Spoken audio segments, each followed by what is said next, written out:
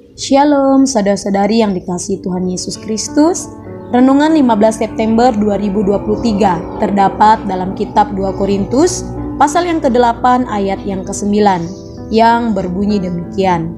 Karena kami telah mengenal kasih karunia Tuhan kita Yesus Kristus, bahwa Ia yang oleh karena kamu menjadi miskin sekalipun Ia kaya, supaya kamu menjadi kaya oleh karena kemiskinannya. Dengan tema renungan pelayanan kasih.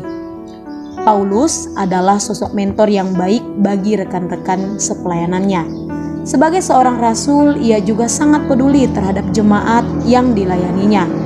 Kepeduliannya kepada jemaat karena ia sendiri telah merasakan kemurahan Tuhan yang mengubah hidupnya, sehingga ia sangat mendedikasikan hidupnya untuk Tuhan.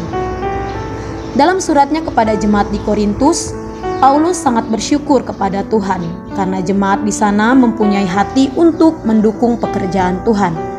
Pemberian yang dilakukan jemaat di Korintus sebagai prinsip-prinsip untuk dijadikan pedoman dalam hal memberi. Prinsip-prinsip yang ditekankan dalam bagian ini antara lain yang pertama, kita ini kepunyaan Allah.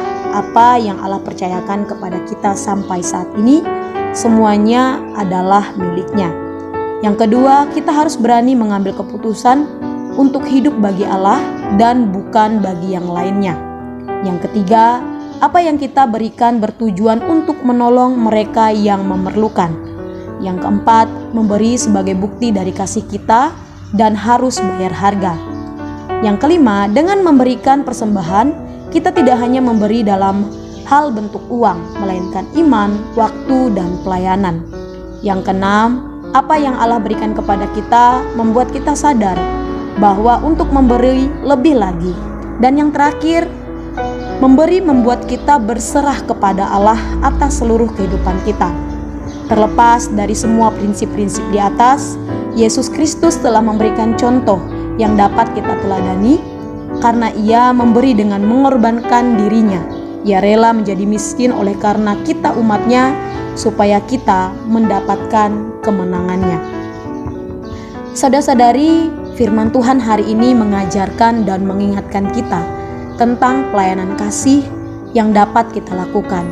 Mari, karena kemurahan Allah kita dapat melakukannya karena kita percaya Yesus Kristus sudah memberikan contoh yang dapat kita teladani.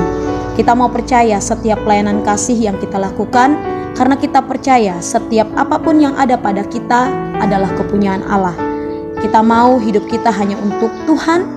Apapun yang kita lakukan tujuannya untuk menolong sesama kita yang membutuhkan. Melalui pemberian kita tidak hanya berupa uang, tapi ada iman, waktu, dan pelayanan yang kita lakukan sebagai bentuk pelayanan kasih kita untuk pekerjaan Tuhan. Biarlah kita senantiasa mengingat ini sebagai prinsip pelayanan kasih kita. Demikian renungan firman Tuhan. Tuhan Yesus memberkati. Shalom.